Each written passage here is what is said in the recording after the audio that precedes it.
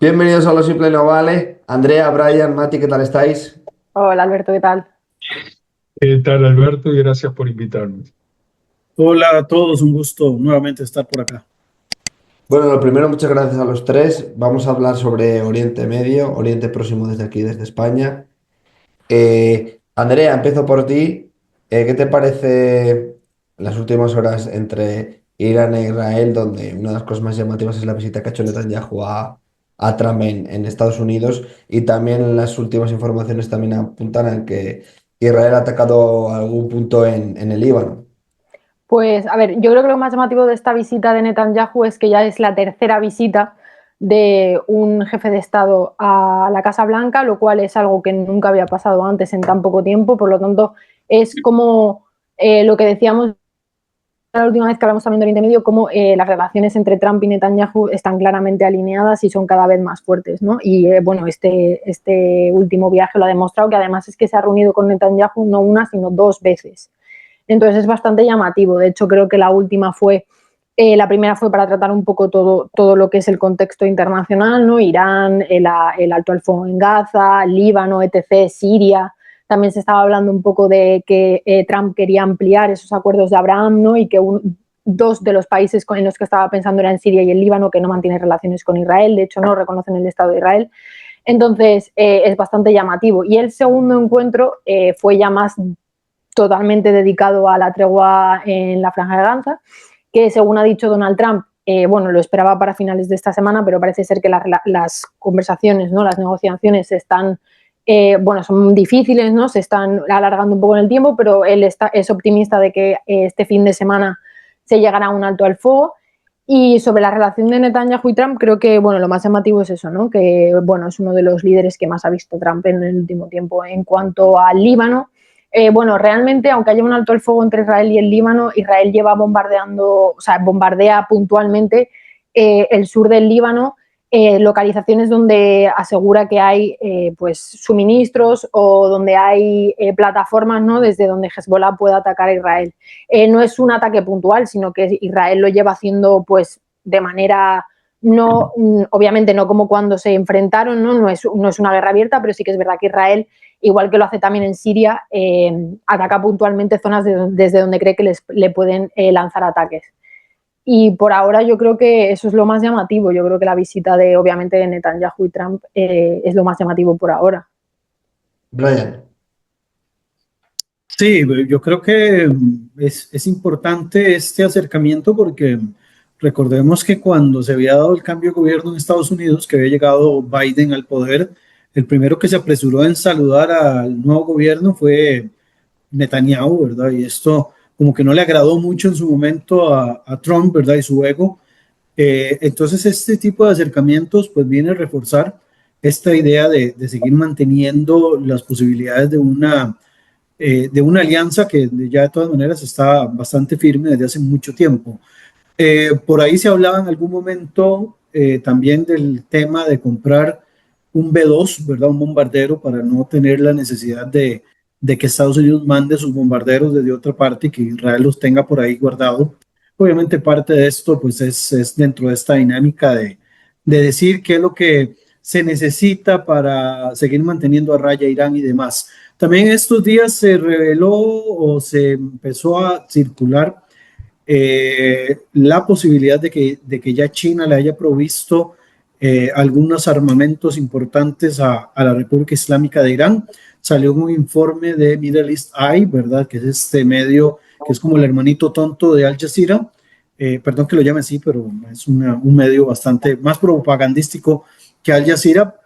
No está, digamos, eh, no está todavía confirmado, digamos, por las cadenas oficiales ni de Irán ni de China, pero por ahí se habla de que posiblemente ya, digamos, dentro de este acuerdo de 25 años que hay entre ambos países, se esté manejando esta venta de armas. No sabemos tampoco las capacidades de estos armamentos porque no los hemos visto en acción en ninguna parte. Es parte, digamos, de ese secretismo que maneja China y su política exterior en temas militares, pero podría eventualmente ser, digamos, esos aportes interesantes de China indirectos dentro del conflicto. Y quizás, pues, fortaleciendo un poquito también o complementando un poquito lo que menciona Andrea con respecto al Líbano, me llamó mucho la atención una publicación que circuló hoy en Twitter sobre un discurso que dio el secretario general de Hezbollah, el actual, Naim Qassem, ¿verdad? Donde él hablaba de una serie de situaciones que acontecieron en los últimos meses y que ellos, algunos no se las esperaban y otros definitivamente para ellos fueron tomados completamente con la guardia baja. Habla en primer lugar de lo del 7 de octubre, señalando de que la cúpula de Hezbollah se enteró ya el mismo 7 de octubre, el mismo Hassan Nasrallah en su momento se había enterado el mismo 7. Dicen que en algún momento se había planteado hacer un ataque simultáneo, pero parece que jamás se nos comieron las ansias o tuvieron miedo de que hubiese algún tipo de filtración, entonces decidieron lanzar, digamos, toda la operación sin los apoyos de los otros grupos que estaban metidos dentro de toda esta operación, ¿verdad? En su momento, lo que decidieron fue convocar un consejo de la Shura, que es el consejo, ¿verdad?, religioso que utilizan para poder tomar decisiones políticas y demás. Y a partir del 8, creo que fue 8 o 9, que Hezbollah se sumó al conflicto, se mete, digamos, directamente en esto. Y lo otro fue la operación de los telecomunicadores, de los beepers, ¿verdad? Que también ellos se sintieron bastante vulnerables porque ni siquiera fue una filtración física. Dice que fue que le lograron interceptar las comunicaciones arcaicas que hacían por medio de radiocomunicadores y a partir de ahí fue que lograron tomarles toda la información y a partir de ahí les dieron, digamos, el golpe nefasto. Y la última parte, digamos, de este planteamiento que hacían dentro de la publicación que encontré en Twitter, que por cierto es de Gabriel Yerushalmi, que me parece muy interesante algunos planteamientos que hace, habla de que la infiltración fue casi completa. Israel, ¿verdad?, lo sabía todo de ellos. La principal brecha, digamos, no se debió a espionaje humano, sino a escucha y vigilancia de carácter tecnológico y hablan de que siguen actualizando y que sigue, digamos, en investigación por aquello que hayan topos internos, ¿verdad? Y un elemento con el cual ellos cierran es que si bien se habla de una tregua, ellos mencionan de que no se van a contener todo el tiempo, ¿verdad? Porque evidentemente no ha dejado de haber violencia y sigue habiendo, digamos, rupturas a la tregua, golpes que le hace Estado, digamos, Israel a posiciones, se supone que de Hezbollah, que se están ubicando nuevamente hacia el sur del río Litani, es una de las condiciones, y que ellos en algún momento tomarán la decisión de responder de manera militar como ya lo han hecho en otro momento. No sé con qué tanta capacidad, porque creo que después del último conflicto pues se vieron bastante golpeados y además moralmente se han visto muy golpeados después del asesinato de Hassan Nasrallah y de otros líderes. Naim Qassem no era como el top de los liderazgos que podrían tomar el rol de Hassan Nasrallah y cierra, digamos, la locución con una frase que ya estamos acostumbrados a escuchar. Nuestras únicas dos opciones son la victoria o el martirio. La rendición no es una opción. Por lo tanto, pues tenemos ahí un enfrentamiento de baja intensidad en el sur del Líbano, que es lo que, digamos, se mantiene hasta hoy, porque en realidad no hay una tregua. Hay una situación ahí en el papel que se supone es una tregua, pero lo único que hace es que no haya una escalada tan extraordinaria, ¿verdad? Eso sería por mi parte en este momento. Mate. Bueno, no voy a volver a cosas que ya se han hablado aquí muy bien por Andrea y por Brian en cuanto al encuentro de Trump y Netanyahu, que se ha repetido ya varias veces. Y voy a decir algo tal vez un poco disruptivo. Yo creo que Trump se quedó un poco sin lugares en los cuales pueda brillar. Está estancado en todo lo que tiene que ver entre Rusia y Ucrania. Luego de todo el shock de todas las tarifas, no quiere por ahora tener enfrentamientos y chocar directamente con la China, aunque por debajo de la mesa se están moviendo muchísimas fichas. y lo que le queda es ordenar la parte entre Israel y Hamás, Israel y sus vecinos, en las cuales al haber hecho lo que se hizo, como él dijo bien, les di 60 días para negociar, se escaparon de la negociación real, estuvieron mintiendo, haciendo trampa, e Israel atacó el día 61. Bueno, entonces vemos que se alineó del lado de Israel con la narrativa de Israel también, de que había que hacerlo eso en algún momento para tener a un Irán totalmente debilitado desde el punto de vista militar y de desarrollo de su programa nuclear.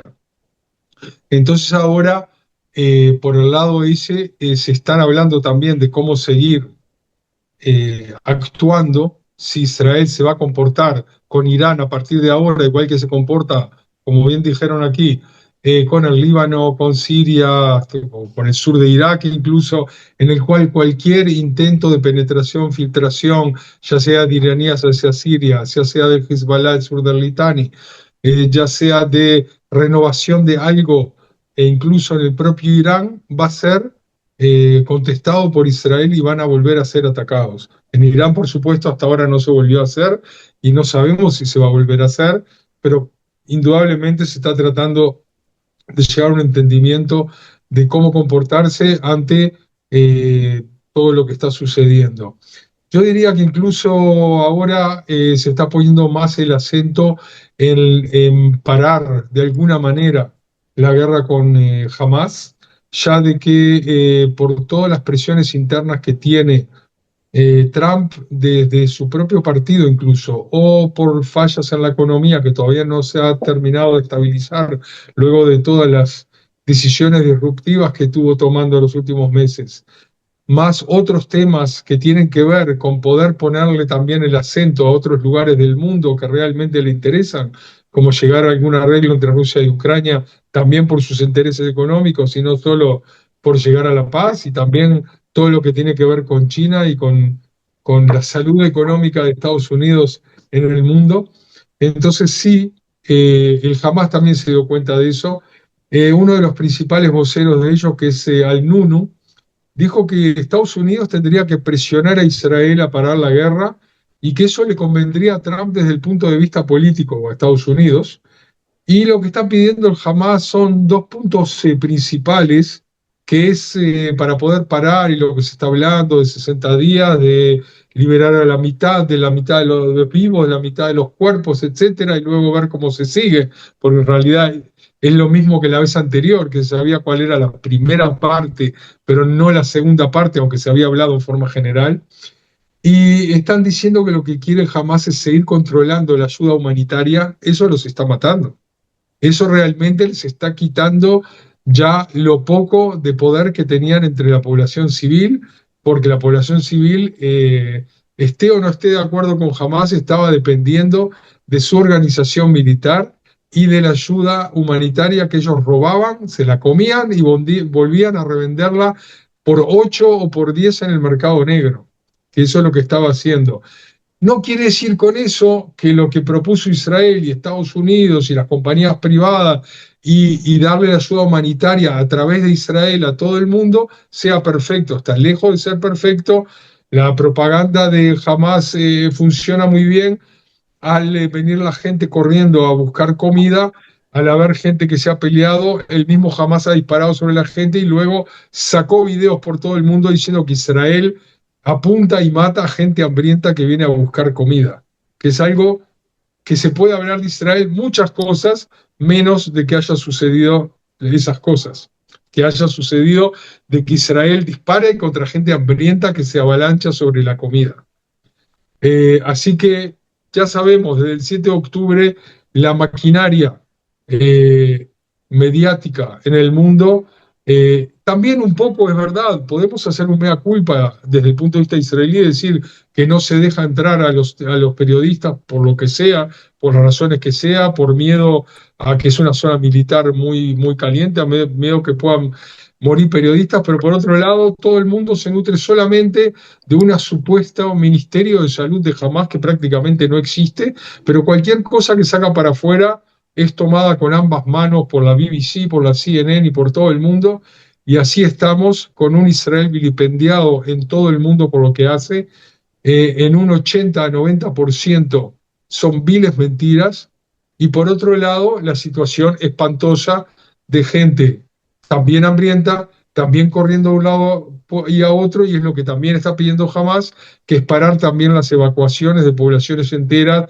mandarlas del norte al sur, luego del sur al norte, concentrarlos en la franja de Gaza. Luego Israel dice que tiene un plan para concentrar al 45% por lo menos de la población en Rafah. Es algo que realmente, con la devastación que hay en Gaza, hace mal a todo el mundo y primero que nada, por supuesto, a los civiles. Dentro de la parte israelí hay un descontento muy grande que se ve desde el punto de vista político, en el cual han criticado muchísimo al nuevo, ya no tan nuevo, pero de hace varios meses, comandante en jefe del ejército de Al-Zamir. Lo han tratado como de blando, lo han tratado varios ministros de, no solo de alas duras, sino también otros ministros que les gusta buscar los micrófonos y decir distintas cosas extremistas que pertenecen al gobierno israelí, y que lo han llegado a una situación en la cual el propio comandante en jefe del ejército dijo que las críticas sobre él y sobre la supuesta no ganancia total de la guerra o no haber hecho bien el reparto de comida, cuando él dijo, nuestro ejército no está preparado para repartir comida. Y lo criticaron, y él dijo que la crítica sobre el ejército es despreciable y baja la moral de los soldados. Eso es una cosa muy difícil que hay hoy en día dentro de la sociedad israelí, que la gente sigue con la voluntad luego de 1 año y 8 meses de ir a reservas, de ir al ejército, de hacer lo mejor que puede por presionar a Hamas para que la presión pueda surgir efecto y que saquen a los secuestrados, y sin embargo los secuestrados no salen por la vía militar.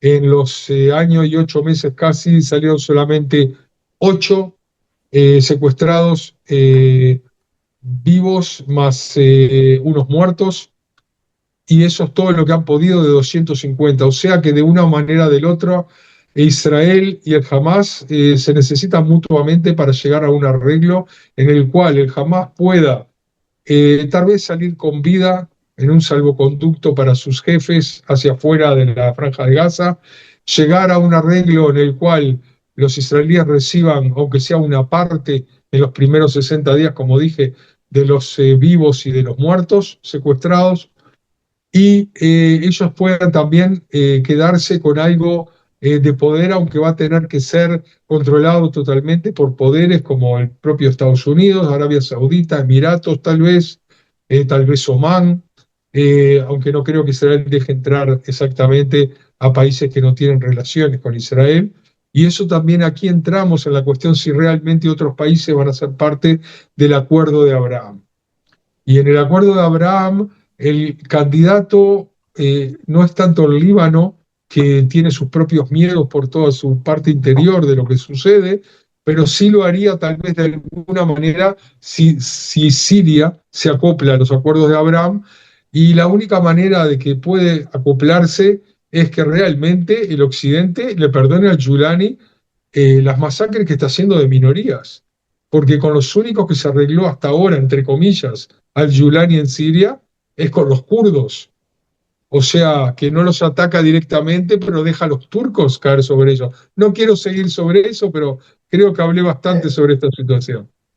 Andrea, no sé si quieres añadir algo más de Israel y luego ya... Pues bueno, quería añadir que sobre las polémicas que está habiendo sobre la Fundación Humanitaria esta de Gaza, apoyada por Estados Unidos e Israel, y que tanto se está hablando de que disparan a quemarropa contra las conocidas ya como las colas del hambre. Es verdad que existe mucha propaganda de Hamas, pero es verdad también que las fuerzas de defensa de Israel han reconocido errores y que están investigando casos. O sea que está claro que al final quien sale perdiendo siempre en estas situaciones y en una situación así son los civiles, y que hay errores, y desgraciadamente esos errores, ya sea del ejército hebreo, sea de los milicianos que están ahí, estadounidenses, etcétera, ha habido muertos civiles desarmados que estaban esperando simplemente a recibir comida, muertos de hambre, y eso a mí me parece una situación terrible a la que hemos llegado.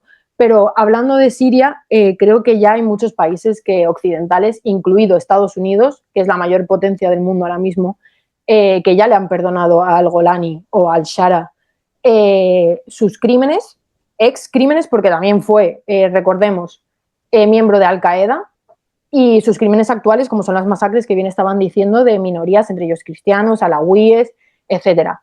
De hecho, Estados Unidos le levantó las sanciones a Siria. De hecho, Estados Unidos ha eliminado la organización a la que pertenece al-Golani dentro de sus... O sea, tiene la lista de organizaciones terroristas. Estados Unidos ha eliminado a esa organización de sus organizaciones terroristas. Y entonces está prácticamente en el camino de volverle a aceptar, ¿no?, en el redil internacional. Y bueno, al final, si tú le estás dando, ¿no?, unos beneficios a Siria, como es el levantamiento de sanciones, como es el quitarte ya, o sea, le quitó ya, por él pesaban, creo que eran como 10, no me acuerdo exactamente, pero 10 millones de dólares creo que era lo que pesaba por su cabeza, por la de al-Golani, puede ser, no me acuerdo. Pero bueno, tenía una orden de captura, también la eliminaron. Entonces, al final, si tú estás dando unos beneficios, eso significa que Estados Unidos quiere algo a cambio, ¿no? Y seguramente, a lo mejor no son unos acuerdos de Abraham, no es una normalización de relaciones como tal, al menos por ahora, pero a lo mejor sí que un acuerdo de seguridad entre Israel y Siria. Por lo tanto, si Estados Unidos está en ese camino, al final es que una vez que Estados Unidos abre el camino, todos los demás van detrás, y es que ya lo hemos visto en muchas otras ocasiones. Brian. Sí, no, la verdad que el tema de Siria se las trae, pero no vayamos muy lejos, ¿verdad? Tenemos otro caso de otro gobierno que fue reconocido internacionalmente, que también tiene lo suyo, que es el caso del gobierno talibán, que ha sido reconocido por el gobierno de Rusia, y evidentemente ninguno de los dos, ni Estados Unidos ni Rusia, lo hacen por cortesía, ¿verdad? Lo hacen exclusivamente porque tienen intereses de por medio. Acá creo que a todos nos queda claro que madres de la caridad no hay ni uno solo de estos. Y lo cierto del caso es que, bien señala Andrea, que posiblemente vamos a encontrar algo a cambio. Yo creo que lo que más se ha logrado a cambio en este sentido ha sido este proceso con el cual a Siria le han cortado, a Irán, perdón, le han cortado las conexiones con el Mediterráneo Oriental a través de Siria, ¿verdad?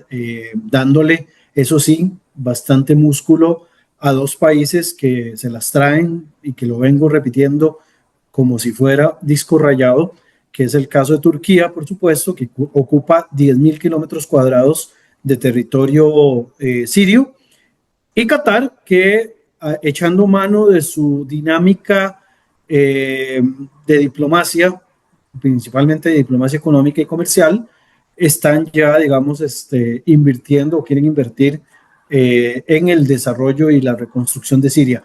Recordemos que este es un país que quedó en una condición terrible después de 14 años de conflicto, en donde incluso un 90% de la población está en condiciones de pobreza bastante lamentables, ¿verdad? Y un porcentaje altísimo también viven desplazados, más cerca de 6 millones de personas que viven en el exilio, y de las cuales pues hay que también garantizar algunos cambios y demás. Creo que la situación de Siria, por lo menos en el interés de Estados Unidos, está funcionando estratégicamente, porque además recordemos, digamos, todas las conexiones que hay cerca de otros países con los cuales hay intereses tanto por parte de Estados Unidos como de otros países occidentales.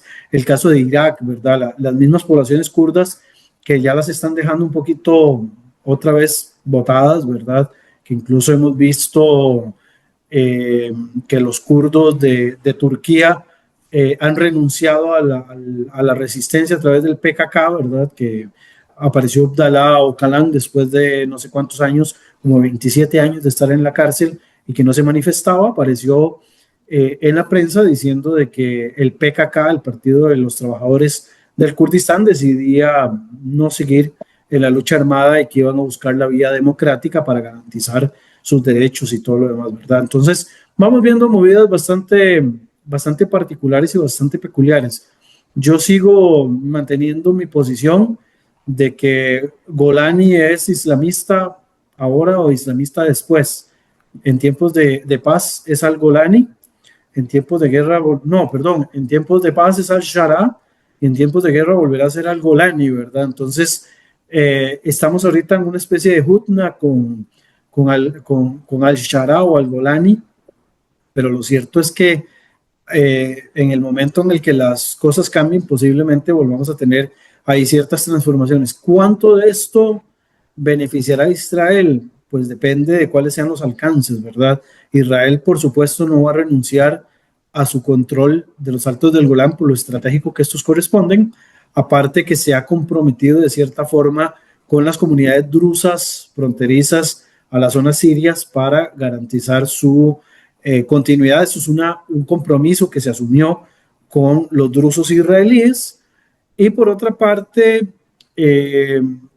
no sé hasta qué punto lograremos meter a Siria en los, ya no sé si seguirle llamando acuerdo de Abraham. Un día de estos, Enrique Zimmerman lo llamó de una forma muy interesante, que son las alianzas de Abraham, ¿verdad? Porque al final de cuentas, todo esto son como alianzas por intereses y a partir de ahí se saca un montón de elementos ahí bastante particulares. Entonces, creo que sí, podríamos ver quizás una extensión de las alianzas de Abraham, por ponerles ese nombre tan bonito, y un cambio bastante significativo en un país como Siria, que ha tenido una transformación. Incluso creo que días atrás se presentó el nuevo logo, el nuevo símbolo del águila, ¿verdad? Que fue súper polémico, pero que demuestra, digamos, esta idea de cambiarle completamente la fachada a lo que era la Siria basista a esta Siria, no sé, al Estado Islámico de Siria, no sé cómo llamarle, la verdad.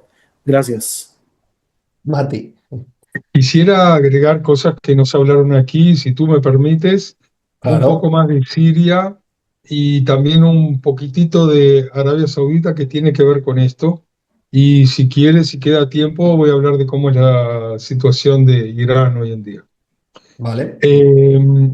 Lo que estaba hablando tanto Andrea dijo de que donde entra Trump y elige su camino, todos siguen atrás. O sea, eso le encantaría a Trump. Y es verdad que hay gente que lo sigue o que trata de ponerse de su lado, pero en los hechos no todo pasa. Digo, así como lo primero que dijo es, qué linda tierra que es Gaza, voy a hacer unos hoteles y vamos a pedirle a los gazatíes que por un par de años se vayan a otro país. Eso no ocurrió y no sé si va a ocurrir a menos que haya un arreglo en el cual quien quiera irse voluntariamente pueda irse y se van a ir 100.000 o 200 o 300.000 personas de 2 millones que viven ahí.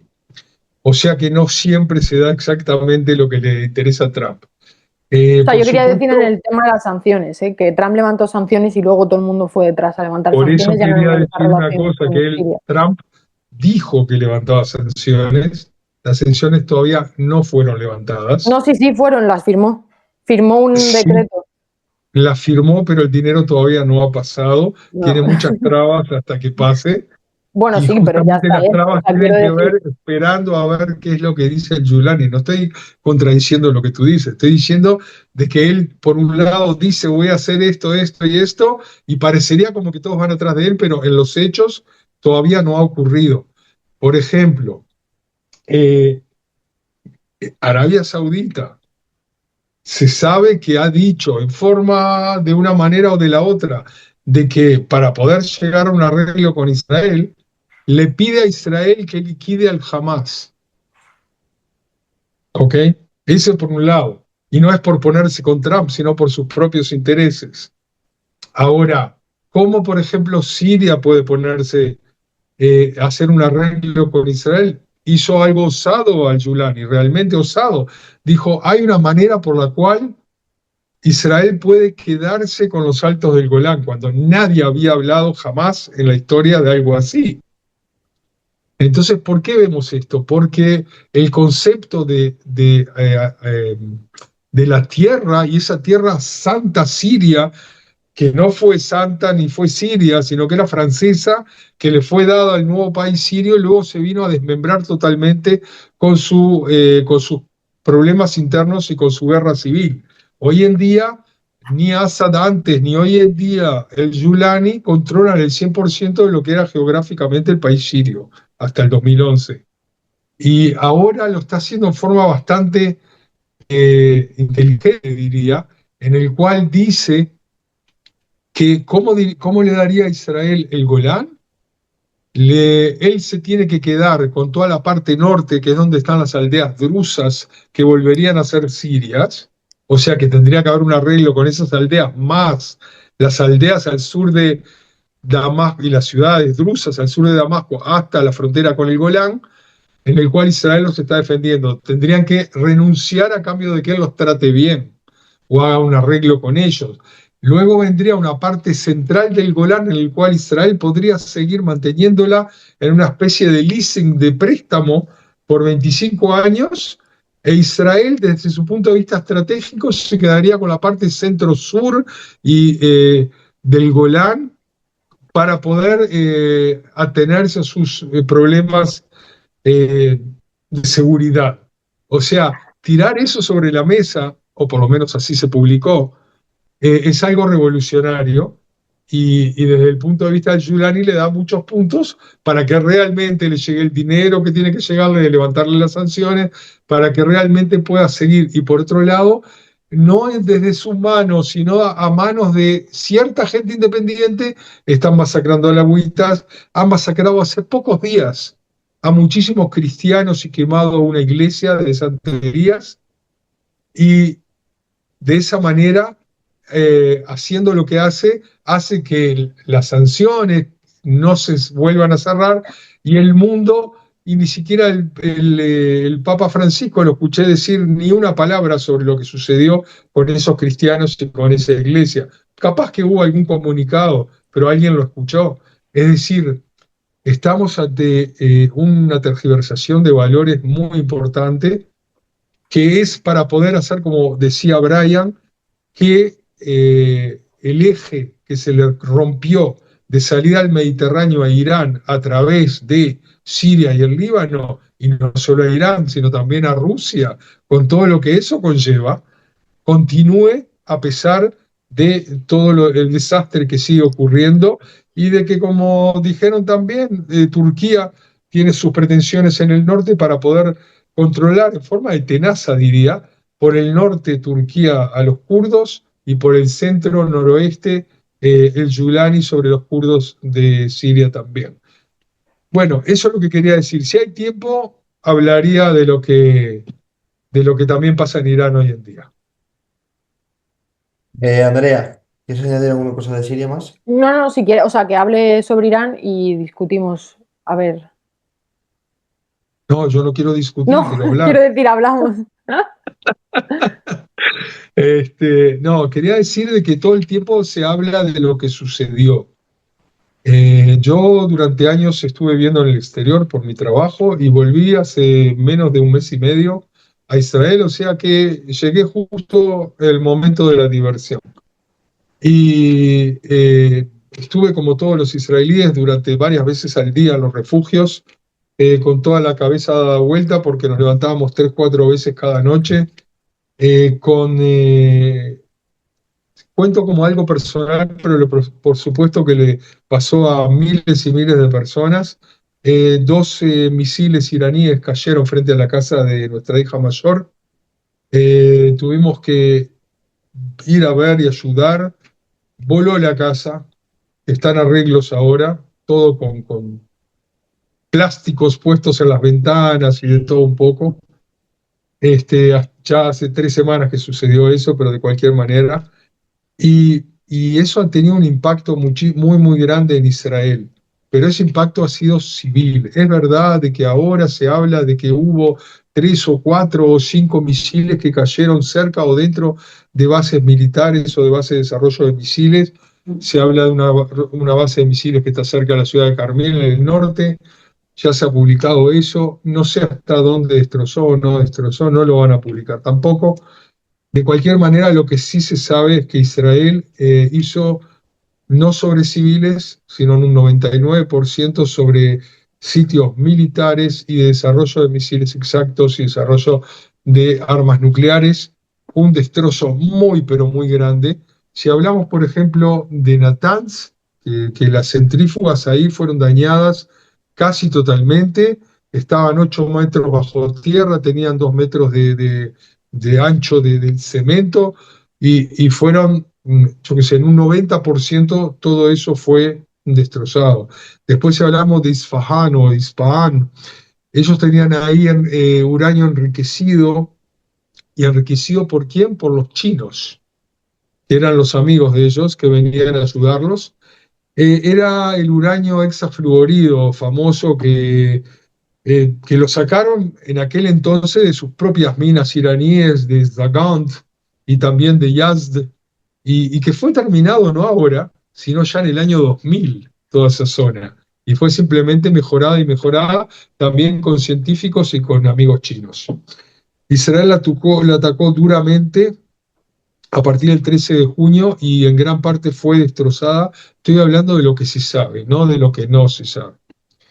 Fordo es un gran signo de pregunta, ya que Israel trató de atacar y de, más que nada, tratar de neutralizar las entradas por donde estaban todas las bajadas a 70, 80 metros, o sea, toda la parte de los ascensores, toda la parte de la ventilación, y luego le dejó el trabajo duro a Estados Unidos con el B-2, y el cual hicieron, hay que tratar de entender, aunque no hayan totalmente destrozado ahí, hay un efecto en el cual las bombas bajaron varias docenas de metros y todo fue cayendo uno sobre lo otro, o sea que al final de todo están esas centrífugas que va a llevar por lo menos, se supone, 2 años empezar a realmente volver a lo que había antes del 13 de junio.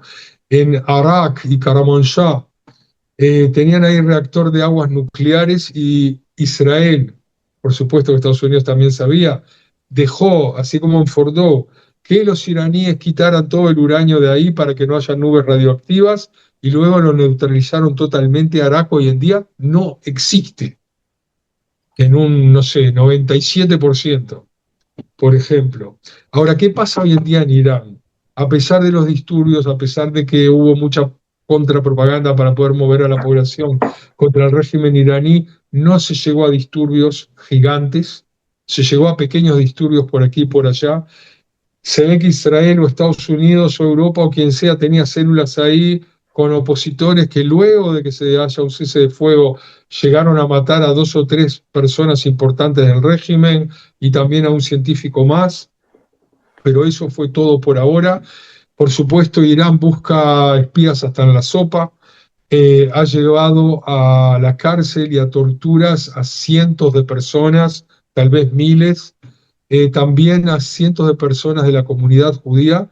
Y esto hay que decirlo porque no es que de repente de un día para el otro estaban contra la comunidad judía, sino de que la comunidad judía durante los años, y lo sé por gente que conozco, tienen parientes y amigos en Europa, en Estados Unidos y en Israel también. Con Israel no hablaban en directo, a menos que un primo vaya a Italia y lo llame desde Italia, por ejemplo, desde Chipre. Ahí hablaban, pero no directo a Israel. De cualquier manera, las autoridades lo sabían, los llevaron a presos, a por lo menos 25 los torturaron en forma muy dura y se supone que a 2 o 3 en algún momento los van a colgar y a matar, como parte de todos los que están colgando y matando, que ya fueron más de 120 personas desde que vino el cese del fuego. Ese es el régimen terrible, el régimen genocida de Irán, y así hay que seguir tratándolo. Hay que tratarlo como un régimen genocida, a pesar de toda la gente que hoy en día grita Free Palestine y viva Irán. Y se olvidaron de lo que le hacen a las mujeres, se olvidaron de cómo matan y ahorcan a LGBT, y se olvidaron de todo porque todo es Israel y todo es genocida. Entonces viva la Free Palestine. Andrea y Brian para cerrar. Sí, yo para concluir, bueno, quería retomar un poco el tema de la represión en Irán. Se habló mucho de que uno de los objetivos era acabar con el régimen de los ayatolás, pero como ya hemos dicho alguna vez en este programa, no es tan fácil acabar con un régimen como el de los ayatolás, que está impregnado en todas las capas de la sociedad, o sea, abarca todo lo económico, la gente depende completamente del régimen, de sus milicias, de sus fundaciones para poder vivir, porque realmente la vida en Irán no es fácil, no tienen recursos, están sancionados y al final esas sanciones acaban afectando, como ya pasó en Siria, las sanciones no afectan a la élite, no afecta al régimen. El régimen de los ayatolás y los grandes políticos del país, de Irán, mandan a sus hijos a estudiar a Estados Unidos, pero al final la que acaba afectando es a la gente del día a día, ¿no? O sea, una de las cosas más tontas, pero que es un gran ejemplo de esta ambigüedad, es que, por ejemplo, en Irán no puedes utilizar Twitter, no puedes utilizar Instagram, pero el ayatolá Ali Khamenei tiene Twitter y manda mensajes por Twitter, ¿no? Pero a eso no puede llegar la población, es tan simple como esa tontería, ¿no? Entonces, es verdad que, bueno, bombardeando obviamente no se va a conseguir acabar con el régimen de los ayatolás, y de hecho es que lo que se ha conseguido es que lo que hace Irán es que con cada escalada bélica que hay, después redobla la represión contra su propia población, ¿no? Y esta vez, bajo la excusa del espionaje, ahora todos los activistas, todas las personas que critican al régimen, políticos que sean algo más opositores, cualquier persona es un espía, ¿no?, de Israel, y bajo ese mantra se puede torturar, se puede encarcelar, se puede hacer cualquier barbaridad. Mucha gente, ¿no?, que estuvo y fue activista durante las protestas de Mujer, Vida y Libertad, ahora se están viendo otra vez acosados bajo este mantra de espía en el que cabe absolutamente todo. Y de hecho, los más afectados también están siendo las minorías otra vez en Irán. Por ejemplo, los kurdos están viviendo una nueva ola de represión. De hecho, recordemos que la chica Masha Amini, por la que empezó todo lo del Mujer, Vida y Libertad, era kurda. Los baluchis, todas estas minorías están viviendo, bueno, los wahabis ya no vamos a hablar, porque ser wahabi en Irán es estar condenado a muerte, básicamente. Entonces estamos viendo cómo la represión está volviendo y se está recrudeciendo, y cada vez que hay una escalada bélica entre Irán o Israel, entre Irán y lo que sea, al final quien acaba pagando el pato, como siempre en todos estos conflictos, es la sociedad civil. Y estamos viendo cómo en Irán se está si ya de por sí era un régimen muy, muy cruento y muy represivo, ahora estamos viendo cómo, creo que en los 12 días de guerra entre Irán e Israel, creo que hubo como 600 detenciones, 6 decapitaciones, bueno, algo así, o sea, decapitaciones no, perdón, ahorcamientos, bajo todo lo que ya digo sobre el mantra de espionaje a Israel, ¿no?, que ahí cabe todo. Y yo creo que esa es mi conclusión, ¿no?, que al final toda guerra, por ejemplo, en Irán conlleva esta represión atroz que acaba por incluso hacer al régimen muchísimo peor y muchísimo más, por decirlo más, todavía más, es que represivo es la palabra, sí, muchísimo más represivo. Brian, no sé si quieres añadir algo para terminar.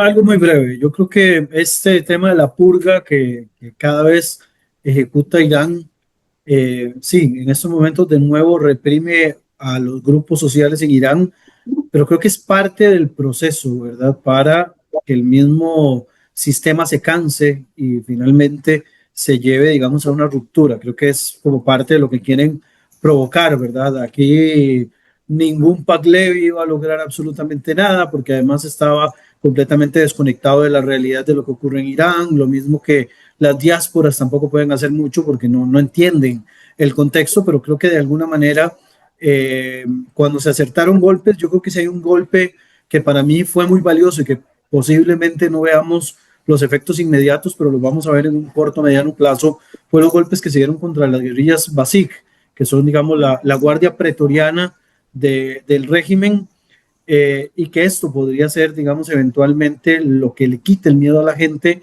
y que si bien en estos momentos están recibiendo una purga terrible, eventualmente logren cansarse de esta situación y la reviertan y pueden entrar en otro tipo de dinámica. No sé, puede ser un poco de mi deseo personal, puede ser un poco de lo que he podido ver, un poco de ambas cosas, pero yo sí siento que en Irán algo cambió, pero no lo vamos a ver en muy corto tiempo. Entonces, creo que esto vamos a tener que esperar algunos meses para poder ver qué tanto cambió, no solo desde el punto de vista del desarrollo nuclear, sino también desde el punto de vista estratégico y político interno, de qué tanto, digamos, esta situación pudo cambiar y quitarle los miedos a algunas poblaciones que hasta hoy, por lo menos, no se dignaban a decir absolutamente nada en contra del líder supremo.